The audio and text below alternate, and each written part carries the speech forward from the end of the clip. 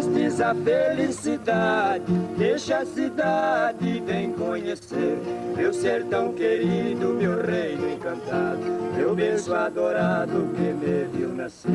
Venha mais depressa, não fiques pensando, estou lhe esperando para te mostrar. Vou mostrar o lindo rio de águas claras e as belezas raras do nosso luar.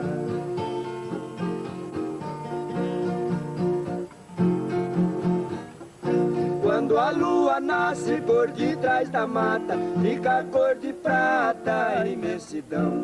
Então fico horas e horas olhando a lua banhando lá no ribeirão.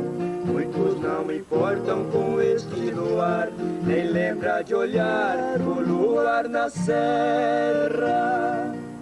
Mas este não vive, são seres humanos, estão vegetando em cima da terra.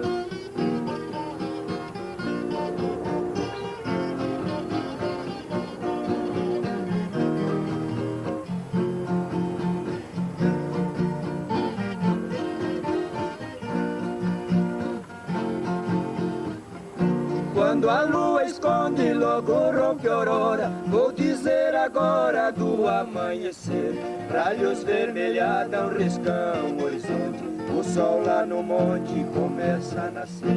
Lá na mata canta toda a passarada, e lá na palhada e ao chororô.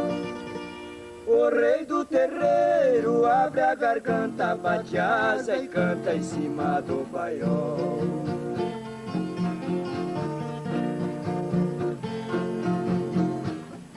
Quando o sol esquenta, canta a cigarra, em grande algazarra na beira da estrada. Lindas borboletas de variadas cores, vem beijar as flores já desabrochadas. Este pedacinho de chão encantado foi abençoado por nosso Senhor, que nunca nos deixas faltar no sertão. Saúde, união, a paz e o amor.